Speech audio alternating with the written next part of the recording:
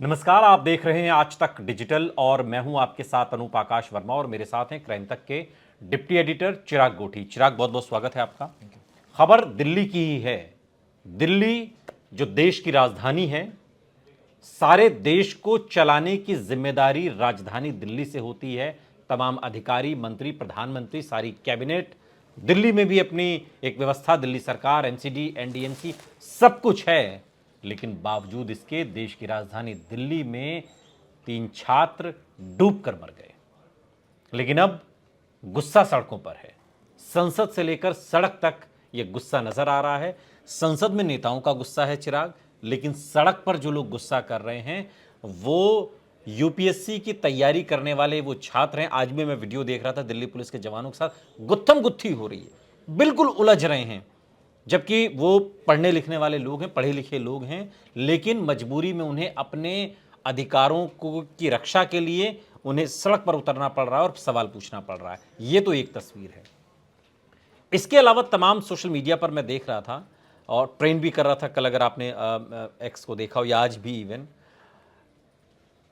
तमाम तरीके के नाम तो उसमें हैं, लेकिन दो जो चेहरे हैं सोशल मीडिया पर जो यूपीएससी के जो प्रिपरेशन करने वालों के बीच में मशहूर हैं, एक विकास दिव्यकीर्ति और एक अवध ओझा सर, जो ये लोग हैं जो यूपीएससी की क्लासेस देते, इनकी तलाश हो रही है। ये लोग कहाँ हैं जब सड़क पे हम लोग मार खा रहे हैं, अपने हक के लिए आवाज़ उठा रहे हैं। मोटी मोटी फीस तो आपने हमसे ले ली पढ़ाने के लिए, लेकिन अब जब हम मुश्किल में घिर गए हैं तब ना आप देखने वाले हैं, ना हमारे बीच आ पा रहे हैं। बस सोशल मीडिया पर आप लोग अपना धीरे धीरे एक्टिव होने की कोशिश कर रहे हैं। कोई वीडियो आप यूट्यूब पर डाल देंगे जिसको मिलियंस में लोग देख लेंगे, उससे भी 4 पैसे आपको ही कमाने हैं, लेकिन सड़क पर दिखाई नहीं दे रहे। दो नाम, विकास दिव्यकीर्ति, अवध ओझा, कहाँ हैं ये लोग?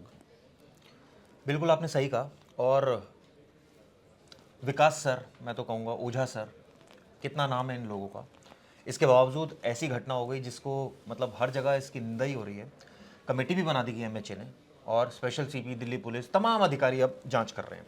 सिफारिशें भी आएंगी, लेकिन इस पर अमल नहीं होगा। कुछ दिन अमल होगा, फिर वही ढाक के 3 पात। आप देखिएगा 1 महीने के बाद अगर वहाँ आप ग्राउंड रिपोर्ट जाकर देखेंगे, वही अधिकारी वहीं पर तैनात होंगे या कोई और अधिकारी आ जाएंगे उनकी जगह, लेकिन फर्क कुछ नहीं नजर आएगा। सवाल ये उठता है कि क्या जो बच्चे हॉस्टल में या वो वहां जो पढ़ रहे थे कोचिंग सेंटर में, क्या वो फीस नहीं दे रहे थे? एक एक बच्चा अगर हॉस्टल की वहां के रेंट से लगाकर, अगर वहां कोचिंग सेंटर में पढ़ाई से लगाकर अगर फीस देखे तो लाखों रुपए दे रहे हैं। और वो कैसे रह रहे हैं, कंडीशन उनकी देखिए।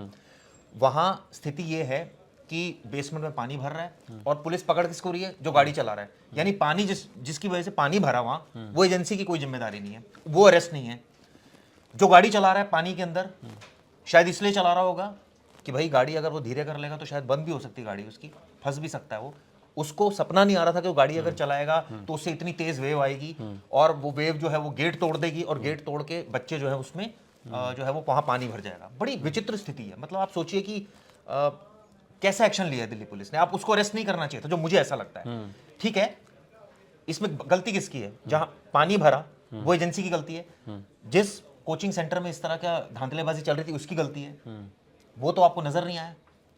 अब ठीक है, आपने कार्रवाई जो भी करी हो, लेकिन आप मतलब क्या लीपापोती हो रही है? स्केपगोट उसको बनाया जा रहा है, बलि का बकरा उसको बनाया जा रहा है। मुझे तो बड़ी विचित्र स्थिति लगी कि ये एक्शन लिया। पहली बात। दूसरी बात, आपने जो बोला, जो 2 बड़े नाम, विकास सर, ओझा सर, बड़ी बड़ी अब तो मूवीज भी इनके ऊपर आई थी और बड़ा नाम है इनका। तो अरे बड़ा नाम है, बड़ी अच्छी बातें करते हैं, लेकिन तो आए ना, उन अच्छी बातों की तो आज भी तो जरूरत है ना। आज भी जरूरत है, आए निकल कर आना भाई, चाहिए उनको। हम तो नहीं कह रहे, ये तो वही बच्चे कह रहे हैं जो आपको फॉलो करते हैं, जो आपके एक एक शब्द पर जो है उसको अमल में लाते हैं, सीखते हैं आपसे, बहुत कुछ सीखा है उन्होंने और सभी लोगों ने जो आपकी अच्छी बातें। लेकिन आज आप लोग जमीन या चूंकि जो आरोप लगा रहे हैं बहुत सारे कि भाई जो ये तो 2 नाम हैं, चूंकि बड़े हैं इसलिए इनकी चर्चा ज़्यादा हो रही है।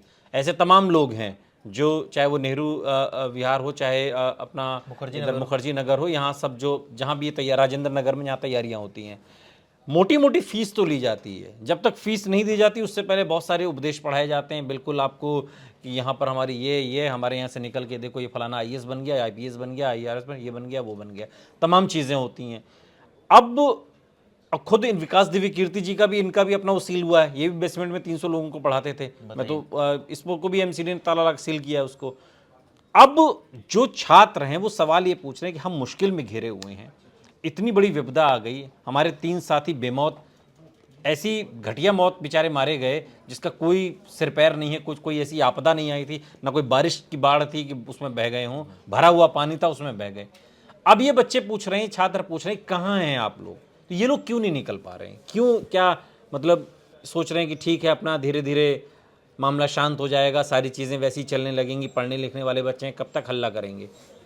हो सकता है बात हो उनके दिमाग में, क्योंकि एक तो पहले तो उनको आना चाहिए, क्योंकि वो आइडल है सबकी। हाँ। ठीक है, दोनों जो सर हैं, ओझा सर और विकास सर, वो आइडल है, उनको आना चाहिए और एड्रेस करना चाहिए।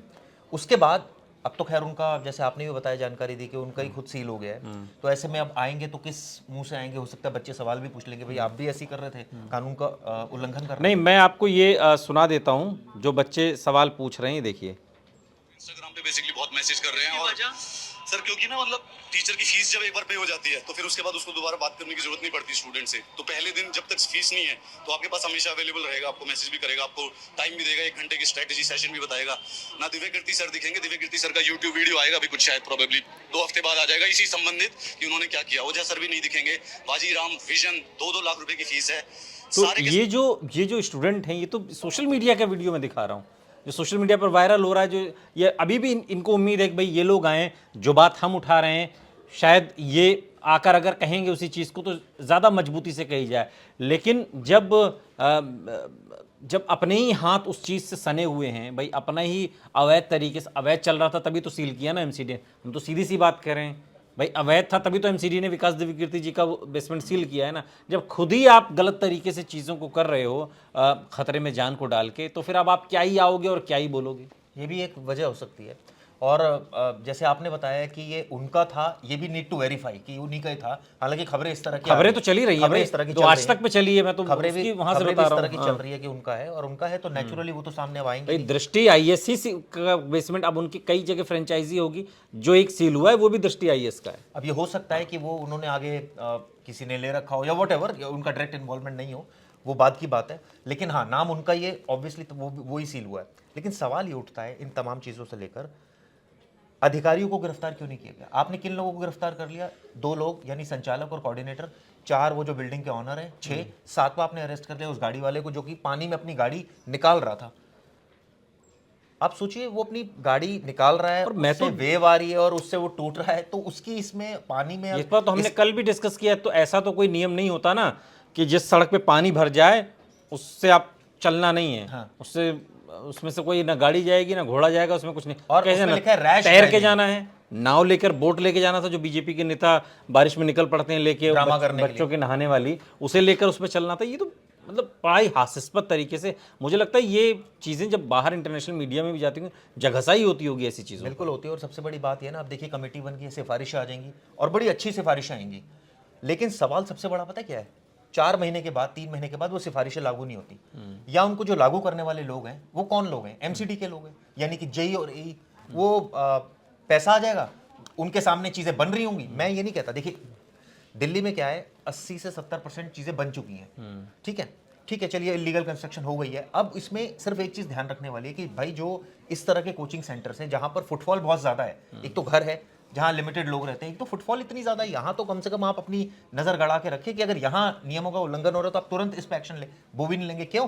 क्योंकि पैसा चढ़ जाता है। दूसरी बात, एई और जेई का काम ही होता है कि वो जाकर चेक करे कि कौन सी बिल्डिंग अवैध है। सारी बिल्डिंग नक्शे से बननी चाहिए, लेकिन नहीं बनती।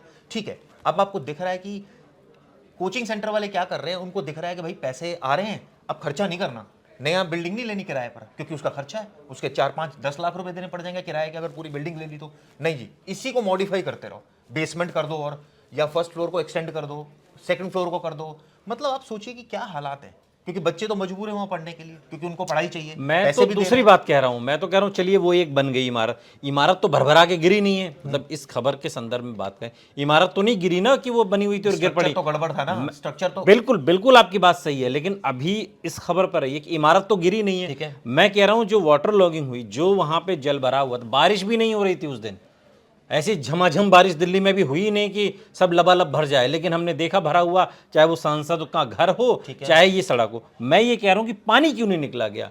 उस चीज की होनी चाहिए ना। किसकी जिम्मेदारी है? वही तो एमसीडी को तय करना है ना, उन अधिकारियों पे। अधिकारी एमसीडी के अब ये अधिकारी check कर तो रहे इतने रुआब में घूम रहे हैं कि मीडिया से सीधे मुंह बात नहीं कर रहे। दिल्ली में क्या है, मल्टीपल अथॉरिटीज हैं। दिल्ली में कई सड़कें नगर निगम की है, कई सड़कें पीडब्ल्यूडी की है, कुछ सड़कें दिल्ली सरकार की हैं। इतना ज्यादा इतनी विंडो खोली हुई है, विंडोज ओपन है कि मतलब आप वहां ये तय करो कि भाई ये जिम्मेदारी किसकी है, सड़क किसकी है, पता लगा किसी और एजेंसी की है। पानी जो अगर जमा होगा तो वो सीधा सीधा जिम्मेदारी एमसीडी की बनती है। क्यों? क्योंकि सारा ड्रेनेज सिस्टम जो है वो उसका जो रखरखाव होता है वो एमसीडी तय करता है। भाई आप देखिए कितना सीवेज का पानी होता है, कितना एक जल बोर्ड पूरा एक महकमा बना रखा है इसके लिए बाकायदा, कि जो पानी की सप्लाई करता है, साफ पानी की, वो ट्रीट करता है पानी, गंदे पानी को साफ करता है। एक पूरा महकमा इसका है कि कैसे ड्रेनेज सिस्टम जो पूरे दिल्ली का ड्रेनेज सिस्टम है वो किस तरह से रहेगा, यानी कि रोड्स किस तरह से रहेंगी, कैसे वो जो पानी है वॉशरूम से आपकी सड़क से कैसे वो एक पास ऑन होके ड्रेनेज में जाएगा। आप ये देखिए जिस तरह की बसावट है, बनावट है हमारी दिल्ली की, वहां पानी भरना बहुत लाजमी है, भरेगा, इसमें तो कुछ हो ही नहीं सकता। क्यों? क्योंकि ये जो कंस्ट्रक्शन हुई है पहले के हिसाब से हो रखी है, और तब भ्रष्टाचार इतना था, बहुत तब तक सिचुएशन ऐसी थी, कोई मास्टर प्लान जब था भी तो वो इतना ढंग से इंप्लीमेंट नहीं हुआ। अब वो स्थिति बदल नहीं सकती अनु, क्योंकि वो भरेगा। इसमें अब सबसे इंपॉर्टेंट चीज क्या है जो हर डिपार्टमेंट के लिए एक चैलेंज होता है, वो ये होता है कि इस पानी को कैसे निकाला जाए। चाहे पंप के जरिए निकाला जाए, बहुत तरीके हैं, हमेशा निकालती है एमसीडी। ऐसा तो नहीं है कि पानी को पहली बार भरा है, जहां दिखता है उनको 2-3 फीट पानी है वो पंप लगाए जाते हैं, 50 चीजें होती हैं। तो अब ये एक बहुत बड़ी चैलेंज हो गया। आपने देखा होगा दिल्ली में कई ऐसे भी इलाके हैं जहां पर पानी भरता है, जितनी जल्दी भरता है उतनी जल्दी निकल भी जाता है। तो कभी हमने सोचा कि कितनी जल्दी कैसे भर गया और कितनी, क्योंकि आधे टाइम इन्होंने नालों की सफाई नहीं करी। अब जब गाद अंदर पड़ी हुई है तो नेचुरली ओवरफ्लो करेगा। शैली ओबराय ने तो प्रेस कॉन्फ्रेंस करके कहा था कि अब जो है सब चंगा सी, इस बार क्या तो सारी चंगा सी, चीजें ये तो दिख रहा है बढ़िया है और बिल्कुल बताइए नहीं मतलब हर चंगा सी। चीज। तो एक बात बताइए, पानी क्यों भरेगा? पानी इसलिए भरेगा ना कि ओवरफ्लो होगा, उसमें कुछ गाद पड़ी हुई है। अगर वो साफ होती तो पानी नालियों में चला जाता या नालों में चला जाता, बड़े बड़े नालों में, वो आगे जाके मेन नाले में मिल जाता। लेकिन यहाँ व्यवस्था इस तरह की नहीं है अनु। यहाँ स्थिति ये है कि पानी भरना तो मतलब तय है, होगा, नहीं तो लेकिन इसका तरीका ये है, हम इसके लिए मैं आपको बताता हूँ, इसका तरीका सिर्फ ये था कि अगर इनको दिख रहा था कि वहां पानी भरा हुआ है, हालांकि कोई ऐसा प्रिज्यूम नहीं करता कि इस तरह के हादसे हो जाएंगे। भाई हादसे तो देखिए पानी भरने से, करंट लगने से, बिल्कुल करंट लगने से हुआ ना, वो बच्चा मरा मरा। वहां। आप देखिए उसके 3 दिन बाद ये हादसा हो गया। कहने का मतलब है पानी अगर भर रहा है तो ये इमीडिएट एमसीडी की कॉल है कि वो फटाफट जाकर उस चीज को करे। और वो कौन है? एक मेरा local police, local traffic police, local MLA, local MP, local निगम पार्षद, लोकल एईजेई, इन सब का काम है ये बेसिकली जो काम है ये एईजेई, सफाई कर्मचारी, जो सफाई विभाग है पूरा एमसीडी का, ये तमाम इन लोगों की जिम्मेदारी होती है। लेकिन हम सिर्फ एक पार्टी को तो दोष नहीं दे सकते। मैं पार्टी की बात ही नहीं कर रहा, मैं तो आपको वो बता रहा हूँ कि ये तरीका ये होता है। ये तो तरीका पहले से ही गड़बड़ है ना, 15 साल वो भी रहे गड़बड़ है एमसीडी में। आप देखिए ना, अब जिस तरह की 2 साल दिल्ली से में ये भी बसावट है। है, मैं आपको बहुत क्लियर कट बताऊं, पानी भरना तो बिल्कुल तय है, लेकिन इसको निकालने का तरीका एमसीडी को पता है, वो हमेशा निकालती रही है। ऐसा कोई पहली बार निकाला नहीं गया ना, निकाला नहीं गया ना, वो निकाला नहीं गया। पानी जमा होने की बारिश नहीं हो रही थी उस दिन, निकाला नहीं गया। और बारिश हो भी रही होती तो भी अनूप निकाला जाता है पानी, ऐसा नहीं है पानी निकाला जाता। हम कई इलाके देखते हैं जो डूब जाते हैं लेकिन वो निकाला जाता है पानी। आप देखिए दिल्ली में कई ऐसी जगह अंडर पासेज हैं जहां पर पानी इतना ओवरफ्लो आता है बस डूब जाती है, वहां तो बस ही डूब जाती है। तो अब उसकी बसावट, अब उसको क्या करे, या तो उसको लेवल उसका ऊपर करे, ऊपर करेंगे तो वो खराब हो जाएगा पूरा। बिल्कुल, तो बहुत सारी ऐसी टेक्निकल चीजें जो नहीं हो सकती दिल्ली में, लेकिन और ये हो सकता है कि पानी भरे और तुरंत निकाला जाए। लेकिन ये नहीं हुआ, ये नहीं हुआ, जिसका नतीजा है अंदाजा नहीं था। और ये करप्ट डिपार्टमेंट है, बहुत क्लियर कट बताऊं। आज आपको क्या लग रहा है जो सिफारिश आएंगी ये लागू, बिल्कुल सही सिफारिश आएंगी जो अधिकारी करेंगे, लेकिन सवाल ये है कि 10 लागू कैसे होंगे? लागू कौन करेगा? यही लोग लागू करेंगे ना भाई। लागू एईजेई करेगा, लागू निगम पार्षद करेगा वहां का। नहीं, जब मुट्ठी गर्म हो जाएगी तो थोड़ी लागू होगा। कौन लागू करेगा? बिल्कुल। और फिर वोट बैंक, 50 जगह से फोन आ जाते हैं, ये जी हमारा जानकार का, मत कीजिए, एक्शन मत लीजिए। कई बार ऐसा भी हम देखते हैं कि अधिकारी नहीं जाते हैं एक्शन लेने, लेकिन किसी का बड़े अधिकारी का फोन आ गया, एक्शन नहीं लिया तो वो बनी रही। इसमें भी यही हुआ होगा कि यहाँ भाई इतनी बड़ी बिल्डिंग बनी है, क्या एईजेई को नहीं पता होगा उनके इलाके में कौन सी बिल्डिंग बन रही है? आप एक पत्थर लगाना शुरू कर दो ना, 2 मिनट में डिपार्टमेंट आ जाता है, दोनों डिपार्टमेंट, एमसीडी भी आ जाएगा, दिल्ली पुलिस भी आ जाएगी, आपसे पैसे लेके चले जाएंगे। तो इसका मतलब वो इलीगल काम के लिए आपको परमिट करके चले जाएंगे, आप बना लेंगे उसको, जब बन जाएगा 10 साल 20 साल वो बना रहेगा, तब वो उसकी सिचुएशन ऐसी रहेगी, फिर आप गिरा नहीं सकते उसको। क्यों नहीं गिरा सकते? क्योंकि इतना पुराना है भाई, आपको पहले एक्शन लेना चाहिए था। 50 चीज़ें आती है, लोग इकट्ठा होते हैं, तो इसमें इतनी भयानक पॉलिटिक्स है इस चीज़ को लेकर, लेकिन इसका कोई सोल्यूशन मुझे नज़र नहीं आता। इसका सिर्फ एक सोल्यूशन है कि पानी ना भरे, इसको लेकर विभाग जो है बहुत स्ट्रिक्ट एक्शन होना चाहिए इस पर, और बिल्कुल कानून बदला जाना चाहिए कि अगर ऐसी स्थिति दिल्ली में दिख गई कहीं पर, उसके खिलाफ एक्शन होगा। और सिर्फ एजेई का इसमें रोल नहीं है कि आप एजेई की गर्दन नाप दो, 2 अधिकारी आप या 3 अधिकारी, पूरा डिपार्टमेंट की आप बात करो, सीनियर अधिकारी क्या कर रहे हैं गाज वहां तो- के जो भाई शैली ओबराय ने कुछ लोगों पर तो गाज गिरा ही ना, लेकिन उससे फायदा उससे आप ये देखिए सीनियर अधिकारी का क्या जिम्मेदारी होती है, आप बताइए। डीसी जो वहां का है, डीसी एक पूरे जोन का हेड होता है, उसकी क्या जिम्मेदारी होती है? क्या उसकी ये जिम्मेदारी है कि वो सिर्फ 15, 20 या 50 लोगों की वो देखे कि ये काम कैसे कर रहे हैं? एक एक अधिकारी और टेक्निकली आपको बताऊं, एक एक अधिकारी के पास, एक एक एजेई के पास इतना बड़ा इलाका होता है ना कि वो अकेला एक्चुअल में नहीं संभाल सकता, क्योंकि इतने बड़े बड़े है नहीं इनके पास, लोग हैं नहीं, उन्हीं से काम लेते हैं, फिर उन्हीं की गलतियां तय कर देते हैं, क्योंकि जो काम करेगा गलती तो करेगा ही वो, उन्हीं की गलतियां तय कर देते हैं, खुद जाके ऑर्डर झाड़ रहे होते हैं ऊपर। ये होता है असली दिक्कत, इसलिए सारी दिक्कतें आती हैं। इसमें तो सीनियर अधिकारियों की जिम्मेदारी तय हो भाई, आपका भी तो कोई काम है, आपका क्या काम है? अब अगर आप पढ़ लिख कर आईएएस बन गए हो या पढ़ लिख कर आप इतने बड़े अधिकारी बन गए हो, तो सिर्फ आपका काम ऑर्डर चलाना नहीं है, सुपरविजन बिल्कुल करना सही नहीं बात है, सही और बात भी है। बहुत काम है। ये तो इसकी ये डिफाइन होना चाहिए अब ये चीजें। और लोग तो ये भी हंगामा कर रहे थे कि भाई एमसीडी के कमिश्नर अब वहाँ पर आएँ और तभी ये लोग अपने उनसे अपनी बात कहेंगे और अपने प्रोटेस्ट को जो कर रहे हैं उसमें तभी ये नरमी आ सकती है।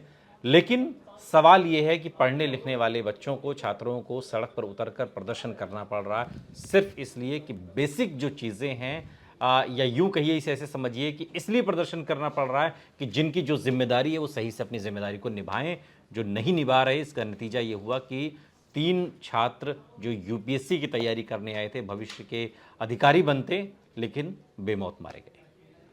बहुत बहुत शुक्रिया चिराग इस तमाम जानकारी के लिए आपका। यहाँ रुक रहे हैं, लेकिन आप कहीं जाइएगा नहीं, बने रहिए हमारे साथ, देखते रहिए आज तक डिजिटल।